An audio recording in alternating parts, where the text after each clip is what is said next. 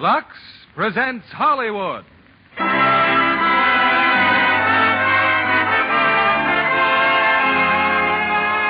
Lever Brothers Company, the makers of Lux Toilet Soap, bring you the Lux Radio Theater, starring June Allyson, Peter Lawford, Margaret O'Brien, and Janet Leigh in Little Women. Ladies and gentlemen, your producer, Mr. William Keighley.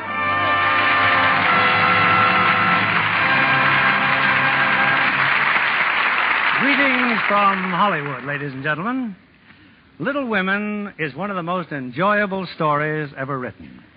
It has all the endearing qualities that make for real drama, laughter, romance, and tears. And never has the story been presented more expertly or with greater artistry than in the recent picture from the studios of Metro-Goldwyn-Mayer. Tonight's play is based on this picture, and we have 4 of the original stars. First, June Allyson, whose warmth and sincerity have made her an outstanding attraction. Peter Lawford, with all his charm and talent. Margaret O'Brien in one of her most appealing roles. And lovely and gracious Janet Leigh, to complete one of the greatest casts we've ever presented. Little Women is the story of the March sisters and their romances. 4 girls whose loves and ambitions are completely different, but who are bound together by happy family ties. A story beloved by 3 generations of Americans. You know, every day we receive letters from modern Little Women telling us that Lux Toilet Soap is the complexion care in their homes. Mothers set the example and daughters follow. A good rule where Lux complexions are concerned. The curtain rises on the home of our Little Women, starring June Allyson as the unforgettable Jo, Peter Lawford as Laurie, Margaret O'Brien as Beth, and Janet Leigh as Meg, who tells our story.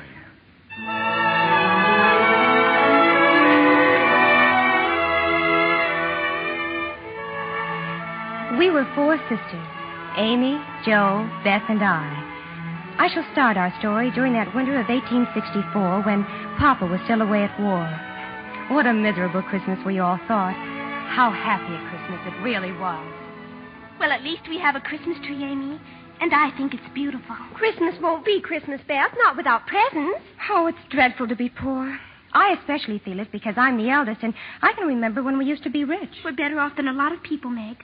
Orphans, for instance. We have Father and Mommy and each other. But we haven't got Father, Beth, and probably won't have him for a long time. But, Joe, the men in the Army are having such a terrible winter. Mommy's right. We have to make sacrifices. Only I'm tired making over these same dresses year after year. Well, I don't think any of you suffer as I do. You don't have to go to school with impertinent girls who label your father just because he's poor. Oh, Amy, if you mean libel, then say so. And stop talking about labels as if Papa was a pickle bottle. Well, you needn't be so satirical about it, Joe. It's proper to use good words and improve one's vocabulary. Vocabulary. Christopher Columbus. Joe, don't use slang words. Oh, I just detest rude, unladylike young ladies. And I hate affected snips. Birds in their little nests agree. Oh, I'll never get over my disappointment at not being a boy. Look at me. Dying, simply dying to go and fight at Father's side. And here I am sitting and knitting like a poky old woman. Poor Joe. Oh, thank you, Miss Beth. But I don't need any pity. Because someday I'll be a famous writer and make my fortune. Oh, not that I'll forget about my sisters. You'll all ride around in fine carriages. And you, my Beth, you will have a new piano. And you, Meg, you'll have 10 dozen dresses and 7 slippers and red-headed boys to dance with. I shall like that. I thank you. So there's no use fretting now. I'll get famous just as soon as I can. Meanwhile, let's rehearse the play. Meanwhile, it's time for tea. Come, girls, help me with the tray. Don't we ever have coffee anymore, Hannah? Coffee is scarce and dear. And it seems to me you'd be... What is it, Hannah? Someone's looking in this room. What? Keep away from the window. But, Hannah, who is it? That Lawrence boy. Where? Where is he? Next door in the Lawrence house where he belongs. Only he does not belong at their parlor window, staring into our parlor window. But what Lawrence boy? Mr. Lawrence's grandson, of course. Ha! I didn't know the old fusspot had a grandson. Well, he just came home. First, he ran away from college. Oh, that's the bravest thing I've ever heard of. And when they found him, there he was, wounded, in an army hospital. He lied about his age and enlisted. How perfectly splendid. I should like to do the same. Joe, what are you doing? Well, if he can look out of his window at us, I can look out of ours at him. Josephine March. Oh, he's still there. Gee, I'm glad he's a boy. I certainly would like to know a boy for a change and have a little fun. Oh, how can you say such things? I wonder how I could get to know him. You! Hello! Oh, Joe, you're disgracing us. Hello. Why, that dreadful boy. He's waving at me.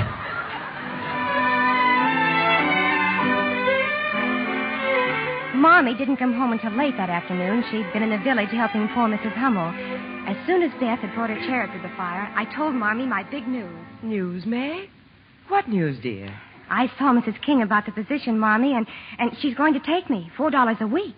Meg, I'm proud of you. Oh, they have a beautiful house, Mommy, and the children are sweet. I won't mind working at all. Was there any mail in the village, Marmee? A letter from Father? You don't think he'd forget to write us at Christmas, do you?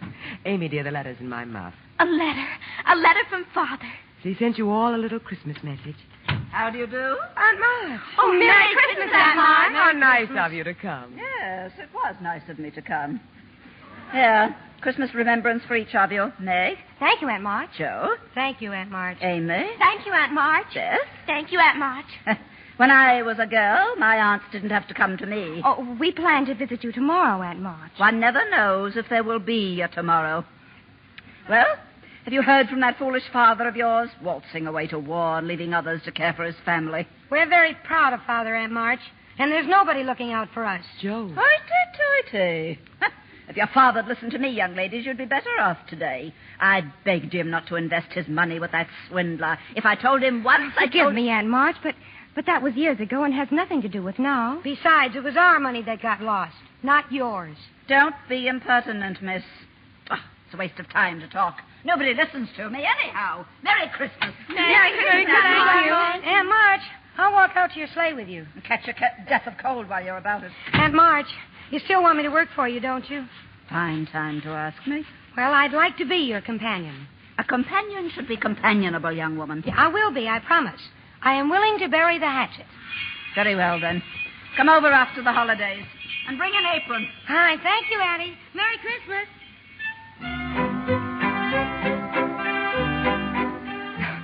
For all her scolding, Aunt March had given each of us a new, shining silver dollar. Supper would have to wait that night as we dashed off to the village store. And later, after we wrapped the presents we were giving to ourselves, Mommy took out the letter that had come from Papa. And give my girls my love and a kiss. Tell them I think of them by day, pray for them by night, and find my best comfort in their affection at all times. I know they will remember to be loving children to you, will work diligently so that these hard times need not be wasted, and that when I return, I may be fonder and prouder than ever of my little women. How long this sad war will last? Mrs. March, ma'am. Yes, Hannah. A message from poor Mrs. Hummel, ma'am. She wants to know how soon can you come. Right away. Amy, get my boots, dear. My wraps, Joe. Good night, my children. Good night, Mom. Don't wait up for me. I may be late. Merry Christmas. Merry Christmas. A fine Christmas Eve. Papa far away and Marmee out taking care of sick people. And our presents. They look so lonesome under the tree. And there's nothing for Marmee. Nothing. And she needs a new pair of slippers. Well, I'm the man in the family while Papa's away, so I'll supply the slippers. But how? Our money's all spent. Well, I bought a book. I'll take it back. But I thought of the slippers first, Joe. So you did, Beth. Well, then, I'll buy her army shoes, the very best to be had. And I'll get her a nice pair of gloves. Pink ones. A little bottle of cologne for me. Both Marmee and I just love cologne. Oh, but won't the stores be closed? Who cares? Come on, me hearties. We'll storm the citadel.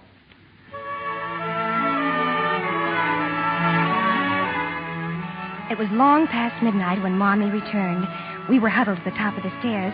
We couldn't see her as she stopped by the Christmas tree, but we knew that she had found our presents. But why is she crying? I can hear Marmee and she's crying. Doesn't she like our presents? Come on now. Back to bed before she sees us. But why is she crying, Meg? Because she loves us, little Beth. And love and tears live very close together. Come on now.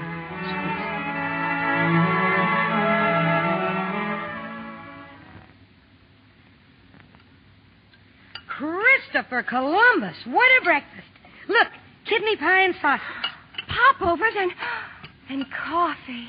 And everything. Merry Christmas, girl. Oh, Merry Christmas, Hannah. Hannah, you do beat the Dutch. Oh, I can remember when I served a breakfast like this every day. We must have been enormously rich. Well, kindly pass the popovers, Meg. Now wait for Marmee, Amy. Your mom's took breakfast and gone. She said she'll meet you all in church. Gone. Back to the Hummels. The baby finally come early this morning. Another baby. One after another. 6 children, half frozen, huddled in one bed, she said. Your mom took her breakfast to them. I'm not hungry either. Oh, Beth. I'm not hungry. But people are starving everywhere every day. Well, if you're going to let that worry you, you'll never eat it all. I try not to think about it. Those people are far away, Megan. We don't know them. But the Hummels are near, and we do know them. You're not thinking of giving our breakfast to the Hummels. Yes, we are, aren't we, Joe? Oh, no, you couldn't think of a thing like that. No. Poor, hungry Amy. A few moments later, as we passed by the Lawrence mansion, loaded with food for the Hummels, there he was, Mr. Lawrence's grandson, and another young man. Aren't you rather loaded down, madam? May I help you? Oh, no, thank you, sir. Josephine, must you lag so? Well, just a minute. You're his grandson, aren't you? Mr. Lawrence's. Why, yes, I am. I'm Theodore Lawrence, and this is my friend John Brooke. How do you do? How do you do? I'm Joe March. And I'd like you to meet my sisters, only I guess they're too far up the road. Oh, what a pity. Oh, we know all about you, you know. About how you ran away to join the army. Oh, and I'd have done the same in your place. And how you were both in the same regiment, which is splendid, I think. Simply splendid. Oh, we're pleased, Miss March. Simply pleased. Josephine, come on. Well, goodbye. Goodbye, Miss March. Goodbye, Miss March. Really, Joe, I must say, really. Oh, fiddlesticks. What will they think? Stopping to talk and we hadn't met them properly. Well, you weren't very friendly. You didn't even say, how do you do? I don't like the way that man stared at me. What man? Oh, Mr. Brooke? I didn't notice. Well, I did. And he's still looking. Who? Mr. Brock. Don't look back. Oh, pooh. Bye.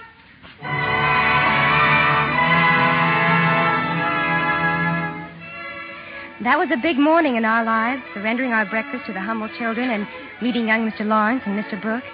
The next afternoon, Joe was out on the walk shoveling snow.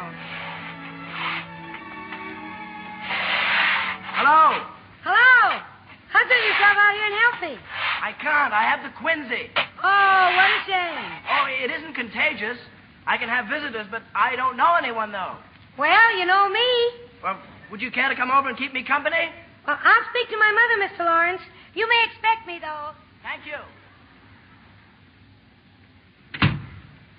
Well, here I am, Mr. Lawrence. And I brought you some blamage. It's soft and will slide down easily. Quinsy, huh? Got some flannel around your throat? Oh, yes, you see. And thanks for the blamage. Well, I've come to entertain you. I'll read aloud and you can listen. I do love to read aloud. Well, I'd rather just talk, if you don't mind. Won't you sit by the fire? Oh, thank you. I love to talk, too. Christopher Columbus. What's the matter? Well, this room. What richness. Oh, I call this splendor. That's what I call it, splendor.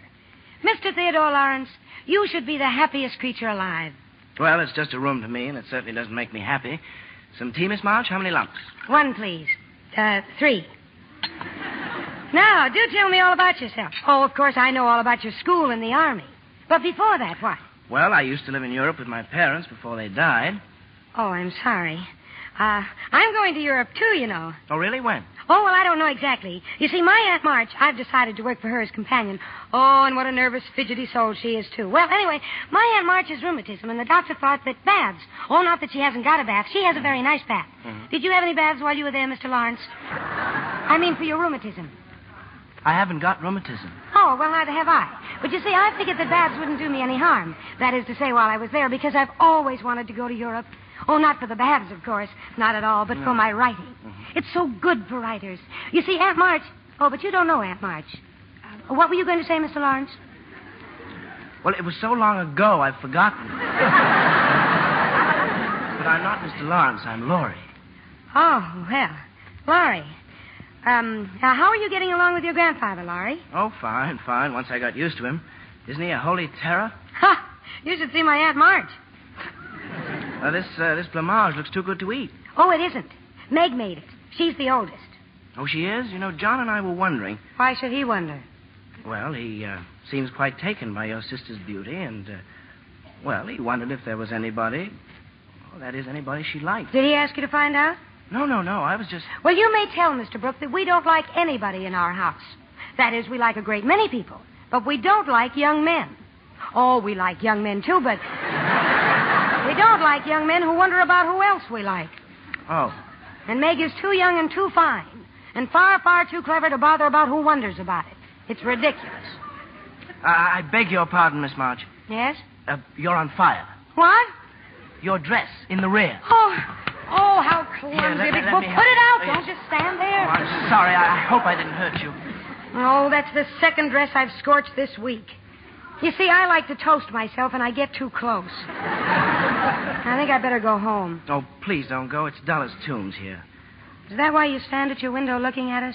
Well, it's rude of me, I know, but you always seem to be having such a good time. When the lamps are lighted, it's like looking at a picture, Miss March.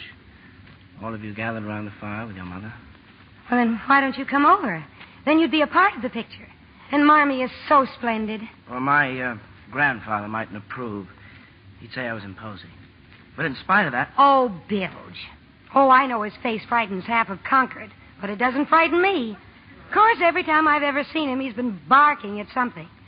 Nevertheless, I rather like him. Well, that's something, isn't it? Oh, Mr. Lawrence. Thank you, madam. My face frightens half of Concord, does it? Yes, sir. Frankly, it does. You understand, I don't think you mean to frighten them, but your face is... Well, you ask me, sir, and yes, I do think so. And I bark, do I? I've heard you bark, yes, sir. Perhaps you don't bark all the time, but you do bark, yes, sir. And with all that, you rather like me, do you? Yes, I do. I really do, in spite of everything. And I like you. Have a cup of tea. Oh, thank you. I had one. I was just going. Not so fast, young lady. I have something to ask you. Yes, sir. Unless you have already asked her, Laurie. No, sir. I've had difficulty saying much of anything, sir. Yes. Young lady, on Saturday night there will be a cotillion of sorts in this house. We shall be happy if you and your sisters attend. A cotillion? Here? Well, will you attend? Will we? I shall ask my mother, Mr. Lawrence. It's very grateful of you, sir. Yeah, I'll go home and ask her right now. A cotillion. Christopher Columbus. Well, you know, Laurie, I wonder if that young woman ever walks. Christopher Columbus, sir. I wonder, too.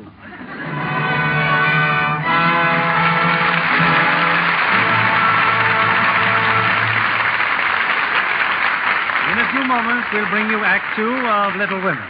And now, here's our Hollywood reporter, Libby Collins. What's new, Libby? Well, Mr. Keeley, the darling of musical movies will soon be seen in a new one. Betty Grable in 20th Century Fox's Wabash Avenue. An event that will make the fans happy. You know, Betty's always delightful in a singing and dancing part. She plays a gay 90s cabaret performer in love with Victor Mature, the breezy lad who helps her to stardom. And Phil Harris does himself proud in his first straight part as the diamond in the rough cafe owner. You know, some of the ensemble scenes are way beyond what the 90s could have produced in lavishness. And Betty wears some fabulous costumes. And does full justice to them. Indeed she does, John. For Wabash Avenue, her hair is lighter than usual. And in Technicolor, you get the full effect of her pink and gold loveliness. She's a glamour girl, all right. Especially in some of those off-the-shoulder dresses. Yes, John. You know, Betty Grable has been a Lux girl for years. For all over Lux loveliness, Betty Grable recommends the new bath-size cake. Says it gives her skin fresh, new beauty. Leaves her arms and shoulders looking so soft and smooth. The new bath-size Lux toilet soap is really luxurious. Screen stars like its rich, creamy lather. And the delicate fragrance it leaves on the skin. A flower-like fragrance that lasts. Women everywhere are delighted with this satin-smooth bath cake. Your store is featuring Lux toilet soap now. Be sure to put both the bath and the complexion size on your shopping list. Let everyone in the family enjoy this generous, longer-lasting bath cake. See for yourself why 9 out of 10 screen stars use Lux toilet soap. Now, our producer, Mr. William Keeley. Act Two of Little Women, starring June Allyson as Jo, Peter Lawford as Laurie, Margaret O'Brien as Beth, and Janet Leigh as Meg.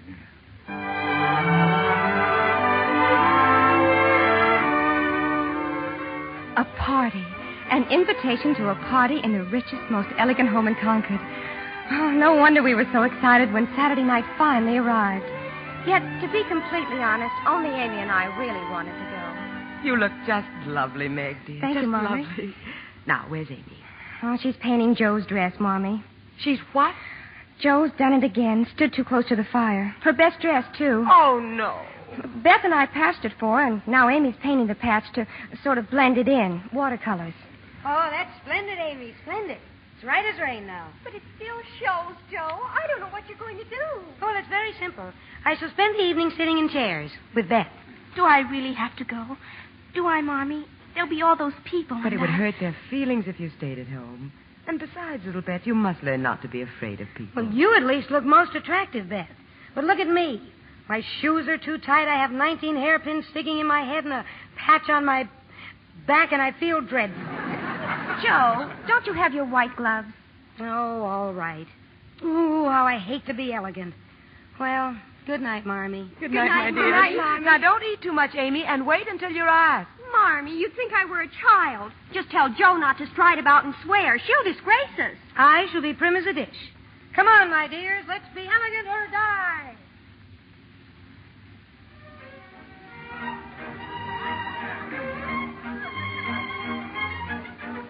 I'm glad we found the spot, Amy. Nobody can see us behind all these potted palms. A palm in a pot is a mark of elegance. Can you see Meg? Oh, yes. She's still dancing with Laurie's friend. Mr. Brooke, You know, my dear Beth, I do believe our Meg is stricken. I think so, too. Dancing makes anybody dizzy. Oh, I don't mean that. Amy, just look. Just look at that piano over there. Oh, isn't it perfectly absolute? Why, it's bigger than our kitchen. Who's that? Who's that behind the pot? Oh, don't let him see me, Amy. Why aren't you dancing, Miss Amy? Mother thinks I'm too young, Mr. Lawrence. Besides, I'd rather mingle with my little sister than mingle with the crowd. She has an infirmity, Mr. Lawrence. Oh? She's shy. Oh, I see. But if it weren't for that, she'd be simply fastidious. She's a real artist, you know. Plays the piano beautifully. Well, she should come over here and play sometime. Oh, she'd never do that. She doesn't play for people, just herself. But I wasn't going to listen to her. It's just that piano is going to ruin for want of use. But if no one cares to come, never mind. Someone cares very much. Oh, I didn't realize you heard what I was saying. I heard, sir. I'm Beth, and I'll come if no one will hear me and be disturbed. Not a soul, my dear, not a soul. And please tell your mother that I think all her daughters are simply fastidious. Oh, Beth, isn't he just perfectionary? Well, I think... Amy, somebody's coming. Let's hide again. Oh, it's that stuck-up Miss Gardner and her daughter. Don't move. Did you see him, Sally? Theodore Lawrence, still with that impudent Josephine March. Well, it's very obvious she set her cap for him. Well, what can you expect, Mother? One of them has to marry for money, since they've none of their own. Well, Mr. Lawrence will have something to say about that. I'm sure he has other ideas for the boy. Of course, it would be a triumph for Mrs. March. I must say she's managing the affair very well. Amy, did you hear what they... Oh, Amy. Now, this is the third dance, Joan. I'm hanged if I let you refuse me again. Please, Laurie, don't ask me anymore. Well, why not? How can a girl sit so much? Oh, very well. See for yourself.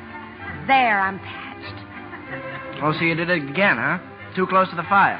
You know, life will be far less complicated for me when the warm weather comes. Well, the least you can do is... Joe, something awful's happened. Amy. Well, it can't be that bad. Well, what is it? Well, I can't tell you now, not in front of him. Beth wants to go home. She's had a dreadful shock, and I think I want to go home, too. Where's Meg, Laurie? Well, still with John Brooke, of course. Laurie, would you fetch her, please? Of course.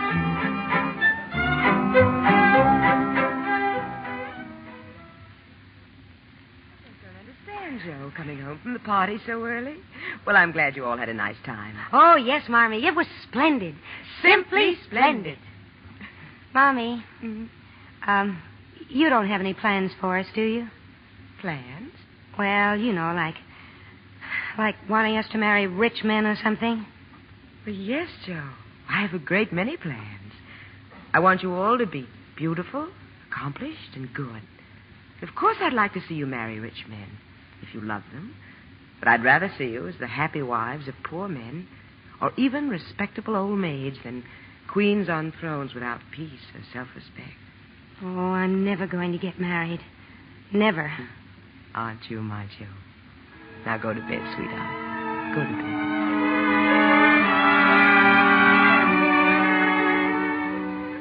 One reason why Jo was so sure she'd never get married was because she wanted to be a writer far more than a wife. Jo never stopped writing and left her very little spare time, even for Lawrence.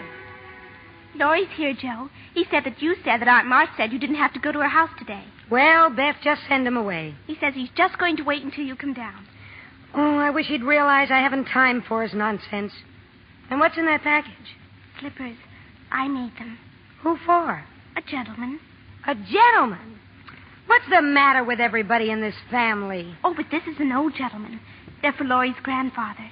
He's been so kind about letting me play on that lovely piano. And in all the weeks I've been going there, I haven't even seen him. Well, go ahead then. Give him the slippers. If your story's finished, Joe, can I read it? Nope, not now. But you keep your fingers crossed and maybe someday you'll read it in print. I'm taking it to the publishers this morning. Now, you run along. Joe, but what'll I tell Laurie? No, tell him I went up and smoked. So Jo went into town. But what she didn't know was that Laurie went into town, too.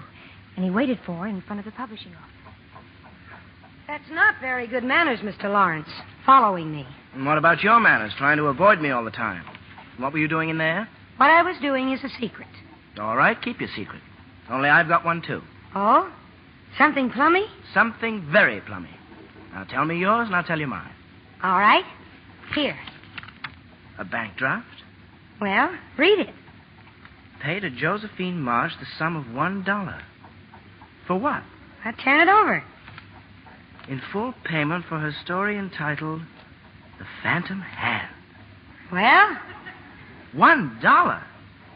Oh, well, maybe it isn't much, but someday I'll get as much as $10.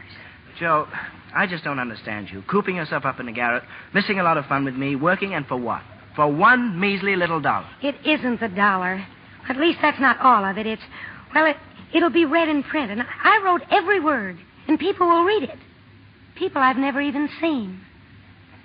Well, anyway, what's your secret? Well, you remember the glove that Meg couldn't find? Meg's glove? What about it? I know where it is. In somebody's pocket. John Brooks. It's very romantic, isn't it? No. It's horrid. You don't like it? Of all the sickly, sentimental rubbish. I'm disgusted. And I'm certainly glad Meg doesn't know. She'd be furious. Well, I'm not so sure. I believe she's very fond of John. She's perfectly happy with the way things are. And you'd better tell Mr. Brooke to keep away from us, or I'll let him know just what I think of him, trying to break up my family. Oh, just wait till someone falls in love with you, Joe. You'll feel differently then. A soft summer day with the sun setting through the trees and your lover's arms around you. I'd like to see anyone try it. Would you? And what would you do? I'd give him a good shove, just like this. Joe! Joe, wait! What are you mad at me for?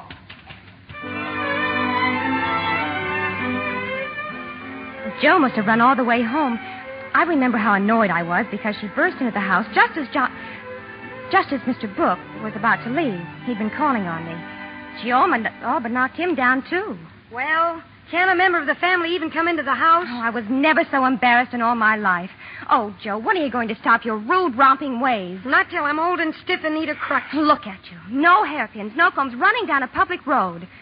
I wish I was a horse. Oh.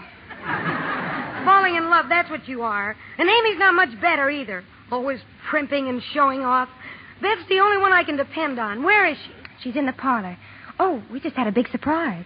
What kind of a surprise? Mr. Lawrence sent her a present, and it took 6 men to carry it over, his piano. Piano? Yes, he's given it to Beth. For me, Joe. He gave it to me, Mr. Lawrence. But his note, darling. We haven't even opened up the note he sent. Well, read it then. I can't. Will you read it, Joe? Miss Elizabeth March. Dear Madam. Oh, how elegant.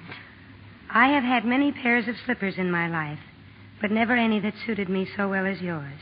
I like to pay my debts, So I know you will allow the old gentleman to send you something which once belonged to the little granddaughter he lost. Oh.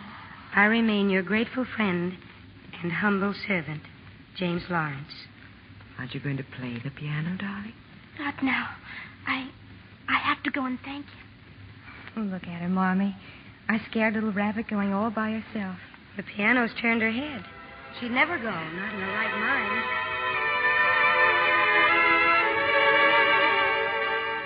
A young lady to see you, Mr. Lawrence.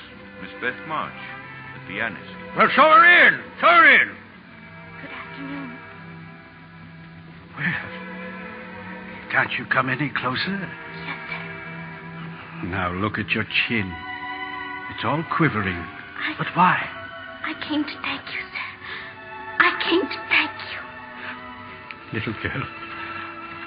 Little girl.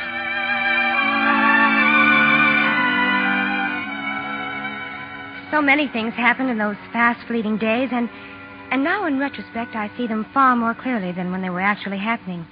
But then I suppose all I could think of was John Brooke.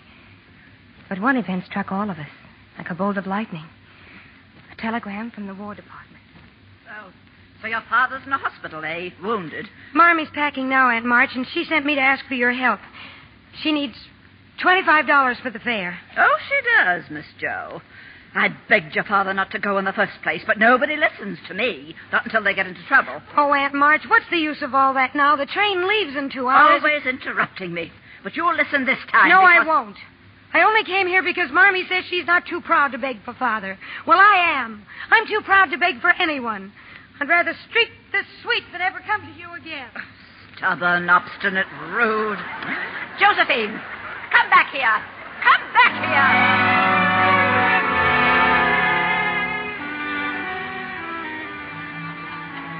So you had another argument with Aunt March. Yes, Marmie. Well, that's funny. She didn't say anything about it when she was here just now. Aunt March was here? Why, yes, dear. She brought me the money. Oh, no. And where have you been? Loy's been looking all over for you, Joe. Oh, I lost my temper, so I decided to get some money on my own. Here, Marmie. But where did you get it? How?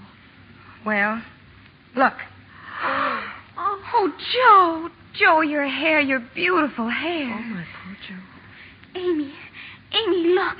Joe's cut her hair off and sold it. Well, it doesn't affect the fate of the nation, so don't start wailing. So you've come home. I've been looking... Christopher Columbus, you look like a porcupine. Really? I feel deliciously light and cool. Your hair will grow back, Joe. It'll be just as lovely as ever. But you will never be more beautiful than you are now. Marmie, your train. I'll be glad to drive you to the station, Mrs. March. Thank you, Laurie. Goodbye, my darlings. God bless and keep us all.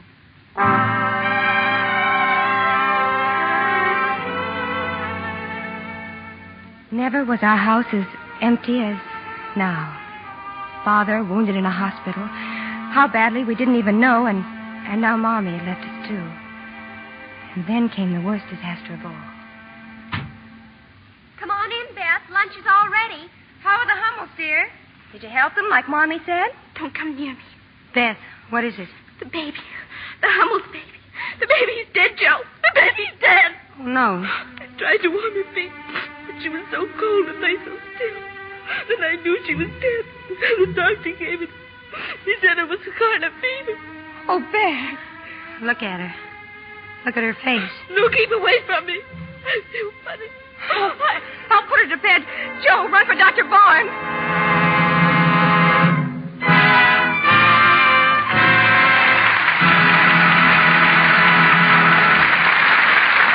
We pause now for station identification. This is CBS, the Columbia Broadcasting System.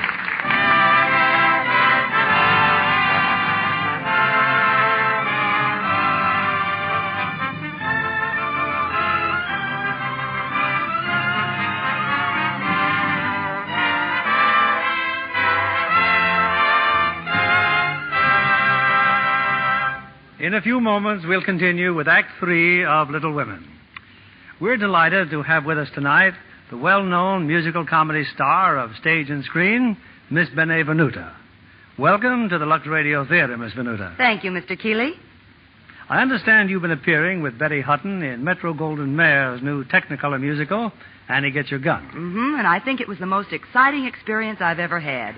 Betty is certainly the girl to play Annie Oakley in the screen version of Irving Berlin's stage hit. And, of course, the picture has the famous Irving Berlin tunes from the show. Uh-huh. There's no business like show business and doing what comes naturally and many others.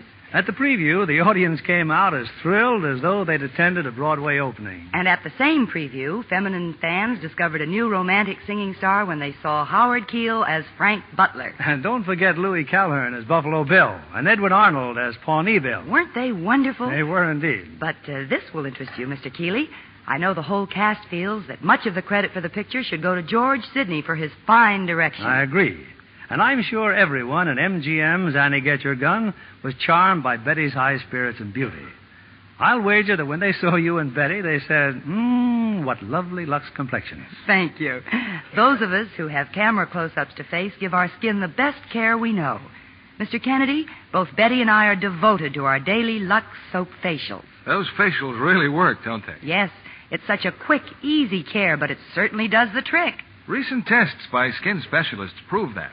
In actually 3 out of 4 cases, complexions became softer, smoother, in just a short time. Thank you, Miss Benevenuta, for being here tonight. I think women everywhere will welcome your beauty tip on gentle, protecting Lux Soap care. Now, here's a suggestion.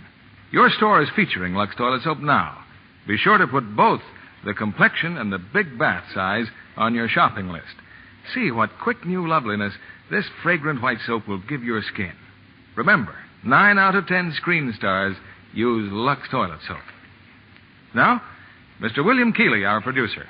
The curtain rises on Act 3 of Little Women, starring June Allyson as Jo, Peter Lawford as Laurie, Margaret O'Brien as Beth, and Janet Leigh as Meg.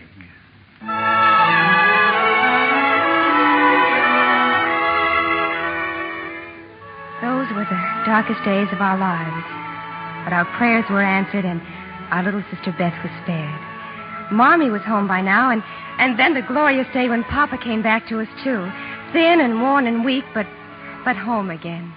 Well, Meg, I guess the March family is all together once again. Oh, I call that splendid. I do, really. If only you didn't... If I didn't what? Meg, are you expecting that man to call? Man?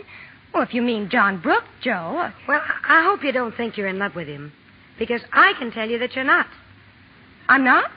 Nope. You see, Meg, I'm a writer, and so I know. You have none of the symptoms. Your appetite's fine, you sleep like a log, and you don't mope in corners. Therefore, you're not in love. Therefore, do not go and marry that man. I don't intend to go and marry any man. You don't? Hooray for you. You're a trump. But what will you say to him when he comes begging for your hand? Well, I shall say, thank you, Mr. Brooke, quite calmly and decidedly. Thank you, Mr. Brooke. Let us be good friends, but nothing more. Good.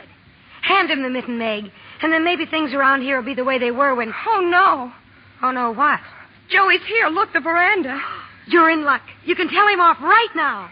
Oh, if I could only see his face when you do. Poor John. I tried to send him away. I really did, but I didn't have a chance to. We weren't alone for 5 minutes before Aunt March descended on us and ordered me out in the hall. What was he doing? Proposing to you, wasn't he? Oh, please, Aunt March. He'll hear you. Well, let me tell you, miss. Accept that, rook, crook, or brook, and not 1 penny of my money goes to you. I shall marry whom I please, Aunt March, and I don't care anything about your money. It is your duty, Miss Independence, to marry a rich man and help your family. You may be perfectly sure that fortune chaser knows you have a rich aunt, and that is why he wants to marry you. How dare you say such a thing? Why, my John would no more marry for money than I would. Do as you please. But the day you marry him, consider yourself disinherited. Now you've even made me forget what I came here for in the first place. Meg, I couldn't help it over here. Oh, John. Thank you for defending me, Meg. For proving that you do care. I didn't know how much until she said those dreadful things. Meg, my dearest Meg.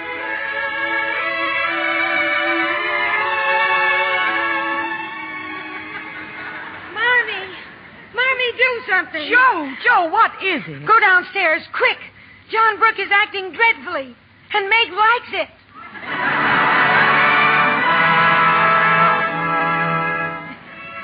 John and I were married 3 months later. There was a reception afterwards at the Lawrence home, and I saw Joe steal away from the crowd and then Laurie going after her. I was so sure then that another wedding would not be far distant. Oh, don't feel too badly, Joe. She's still your sister, and there isn't a finer man in the world than John Brooke. She married him after all of her promises. Well, you've still got me, Joe. I'm not good for much, I know, but I'll stand by you all the days of my life. You don't know what a comfort you are to me, Laurie.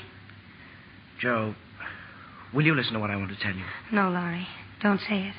Oh, but I will, and you must hear me. It's no use, Joe. Please. I've loved you ever since I've known you. I couldn't help it. I've tried to show you, but you wouldn't let me. And now I'm going to make you give me an answer. Oh, I never wanted you to care for me so. I tried to keep you from it when I could. And I only loved you more for it. Oh, I know I'm not good enough for you, Joe, but if you love me, you can make me anything you like. Oh, Laurie, I wouldn't change you. You should marry a lovely, accomplished girl who adores you. Someone who would give you the sort of life you really want. I wouldn't. We'd quarrel, Laurie, and... Oh, no, we wouldn't. Oh, we always have, you know, and everything would be horrid. Oh, it'd be heaven. Joe, I just can't go on without you. I'm so sorry, Laurie. So desperately sorry. But I can't say I love you when I don't. Really and truly, Joe? Really and truly, Laurie. I don't think I'll ever marry. Oh, yes, you will. You'll meet some good-for-nothing fool and work and live and die for him. I know you will because it's just your way, and I'm to stand by and see it all happen.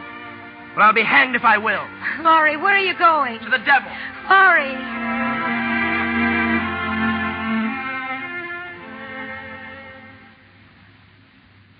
The months went by, and Laurie and Joe scarcely saw each other.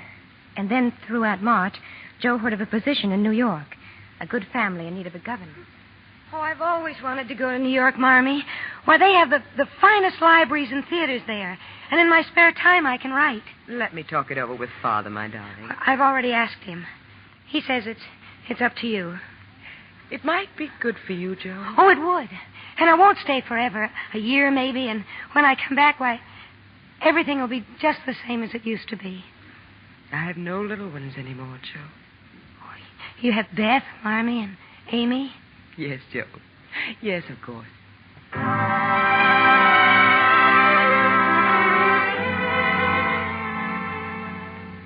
So, Joe left Concord. We heard from her regularly, and always an inquiry about Laurie.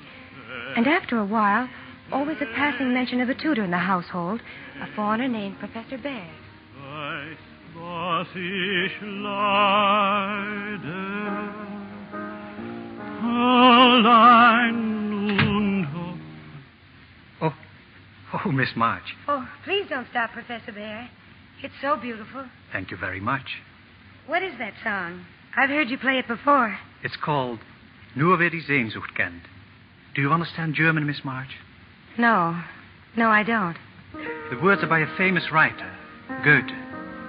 I will try to say them for you in English. Let's see now. Only who knows what longing is can know what I suffer. Alone and parted, far from joy and gladness, my senses fail. A burning fire devours me. Oh, if only I could write something like that. Something that would set other hearts on fire. You truly like to write, do you not? Oh, it's my life, Professor Bear. Sometime you will show me what you have written. Oh, yes. And I've just sold another story. It's in the Weekly Volcano. Oh, it's a wonderful one about... Well, if you'd really like to read it... The Weekly Volcano? It's a magazine. And it's the best story I've ever done. How happy you look, Miss March. I'm so glad for you. I am happy. And you have not missed your home so much lately? Or your old friends? No, I haven't. And you are most responsible for that. Thank you, my little friend. Oh, showing me this wonderful, exciting city. The museums, the theaters. I will tell you something, Miss March. There is no greater pleasure than to hear or see something beautiful with someone who... Excuse me, Miss March. Yes, Paul? You have visitors, miss. Your aunt and your sister. Yes, Amy and Aunt March were in New York, but not for long. Aunt March was taking Amy abroad to Europe. Of course, I know I promised to take you to Europe, Joe. But then Amy and I get along famously. And I never did get along with you, now did I? Oh, it's all right, Aunt March. Oh, and Amy, dear, I'm so happy for you. Now, tell me, how's the family? Oh, they're all fine, Joe. Except Beth. She hasn't been well since she was so sick that time. Beth. Oh, but she must get well. She must. And you do know that Meg is expecting. Dreadful, isn't it? Oh, no, Addie, it's wonderful. And, how's Laurie? Laurie? Well, didn't you see him when he was here? Here? In New York? Mm-hmm, 2 weeks ago. He and Mr. Lawrence are on their way to England. And he didn't come to see me? Oh, can you blame him after the way you trotted off? He didn't even try to see me.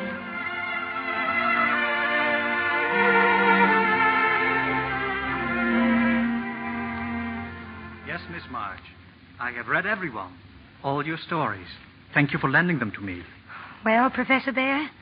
I must be honest, little friend. I was disappointed. Oh. Why do you write such artificial characters? Such contrived plots? Villains, murderers, fainting women. Do you not know that... Miss March, I have hurt you. Oh, I'm so sorry. Oh, don't pay any attention to me.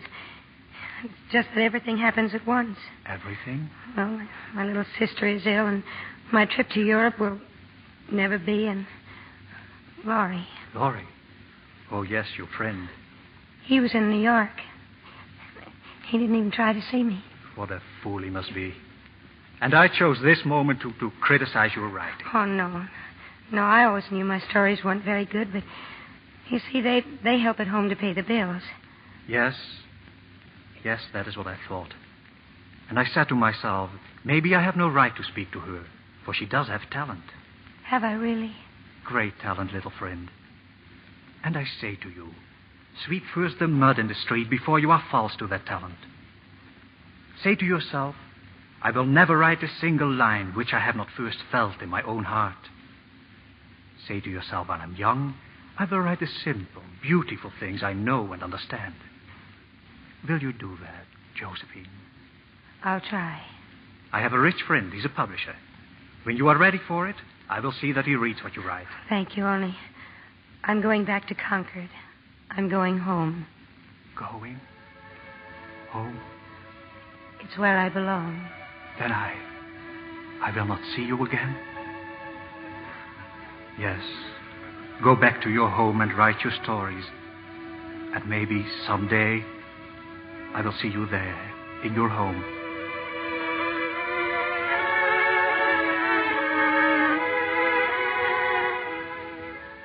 Joe was back, and the old house in Concord was briefly lighted again. But there was a great darkness impending. Oh, Beth. Our little Beth. Don't cry, Joe. I don't want you to cry for me. I'm not crying for you, darling. I'm just lonesome for Amy and Meg and our old happy times. I'll be all right. It's no use, Joe. I know what the doctor must have said. Please don't tell Mommy or Father. But I know. Oh, Joe, you mustn't be afraid. Doesn't it sound funny, me saying that to you, when you've always said it to me? You've always reminded me of a seagull, Joe. Strong and wild, fond of the wind and storm, and dreaming of flying out to sea. And Mommy said I was the cricket on the hearth, content to stay at home. I can't express it very well. I guess I shouldn't even try, except to my Joe. But it seems that I was never intended to live very long. I never planned what I would do when I grew up, like the rest of you did, because I could never bear the thought of leaving home. But I'm not afraid anymore, Joe. I've learned that I won't lose you, that nothing can really part us, though it seems to, and that we'll always be a family, even though one of us is gone. But, Joe, I think I will be homesick for you, even in heaven.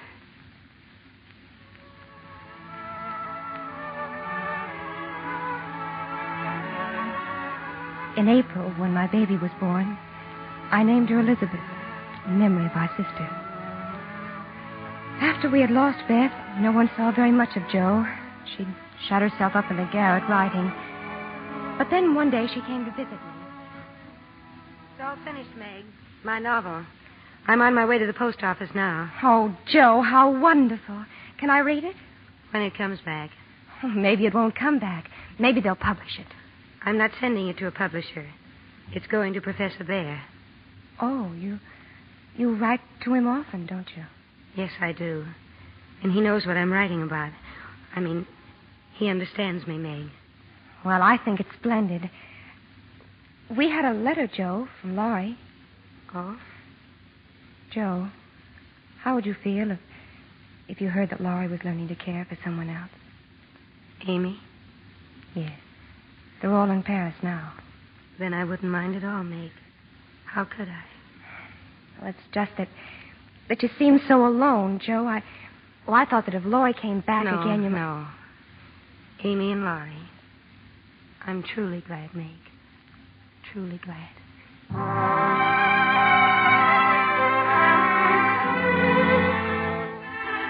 In June, Amy and Laurie were back in Concord as husband and wife.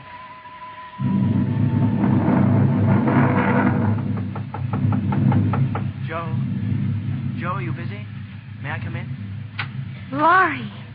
Oh, Laurie, when did you get back? Where's Amy? Downstairs with the family. We and a thunderstorm just arrived. Oh, I can't wait to see her. Jo, dear, I want to say one thing. Then we'll put it by forever. You don't need to say it, Laurie. It was always meant to be this way. You tried so hard to make me understand. You were so impatient and stubborn. Well, now that everything came about the way you wanted it, it'll be like old times again. No, Laurie. The old days can never come back. We can still love each other and help each other all the rest of our lives. Dear Jo, for the rest of our lives. Now let's go down. I want to kiss the bride.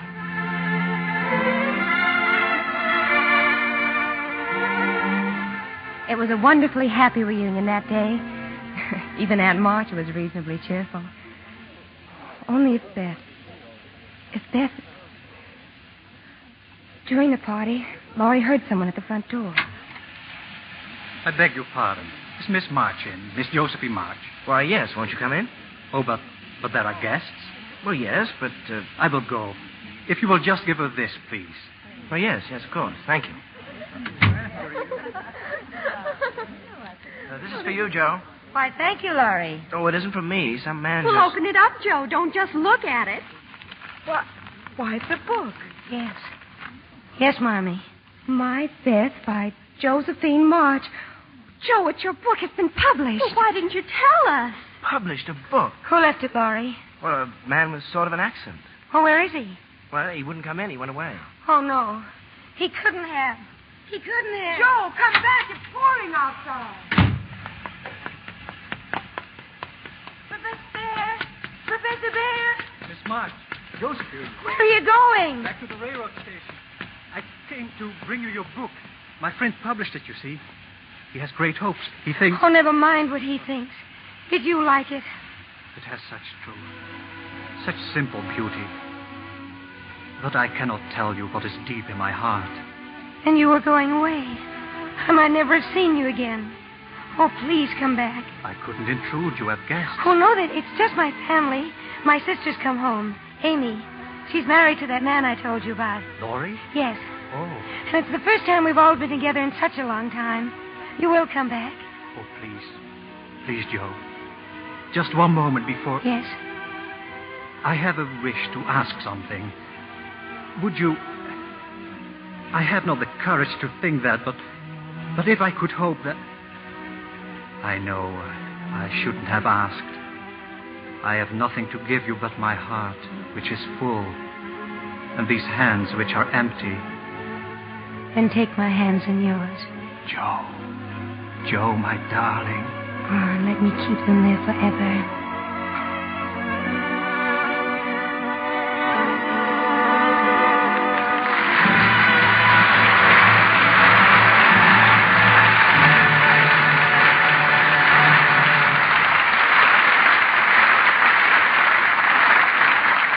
we reluctantly draw the curtain and bring our little women forward for a bow. And here they are, escorted by Peter Lawford, June Allyson, Margaret O'Brien, and Janet Lee. June, we'll never forget your performance as Joe March. Well, it's an unforgettable part, Bill, but thank you anyway. And you, Peter, you're an extremely lucky fellow to star with three such charming girls. Oh, I know it, Bill. I hurried home from New York the moment I heard you were going to produce it. Margaret just got in from New York, too. You must have followed her out here, Pete. Oh, dear, I hope some columnists won't make an item out of this.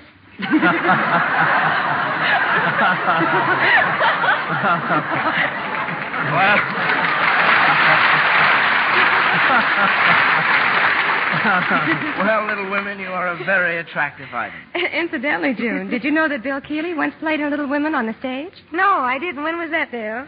Well, let's just say it was some years ago, June. I guess Little Women will go on forever growing up. That's what you seem to have done, Margaret. Yes, Margaret practically grew up on this stage. And she's always been one of our most enthusiastic Lux girls. Well, aren't we all? Lux soap is my favorite complexion care. You're wise to start early, Margaret. I always use Lux soap, too.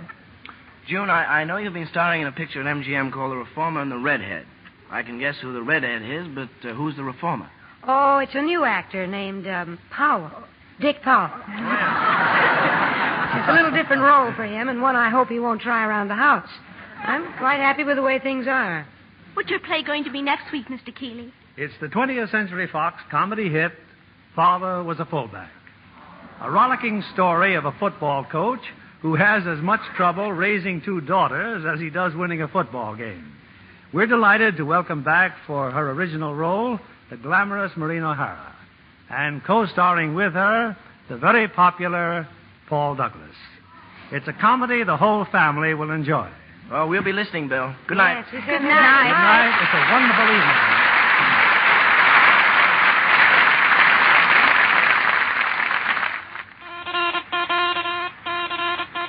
Here's a fashion flash from Hollywood. Dark seams or contrasting clocks on blonde stockings are the most exciting stocking news since nylons came back. June Allyson likes them with sheer chiffon dresses for a fragile, delicate look. But even her sheerest nylons last twice as long because they always get Lux Flakes care. You know that rubbing stockings with cake soap or using strong soap makes runs come much sooner. Strain tests prove it. Prove that Lux Flakes makes all kinds of stockings last twice as long. No wonder over 90% of the makers of stockings recommend this gentle care. Put Lux Flakes on your shopping list tomorrow. Give all your nice washables that lovely Lux look.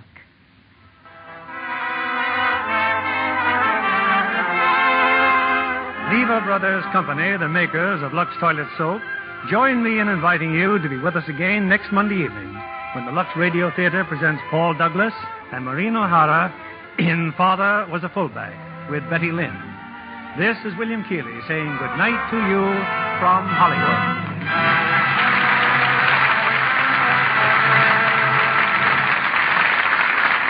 June Allyson, Peter Lawford, and Janet Lee appeared by arrangement with Metro-Goldwyn-Mayer, producers of Nancy Goes to Rio, starring Ann Sothern and Jane Powell. Heard in our cast tonight were Rhoda Williams as Amy, Betty Lou Gerson as Marmee, and Robert Boone as the Professor. Our play was adapted by S.H. Barnett, and our music was directed by Louis Silvers.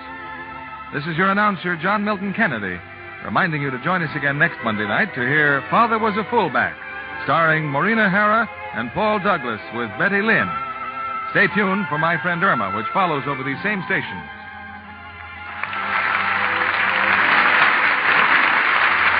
This is CBS, the Columbia Broadcasting System.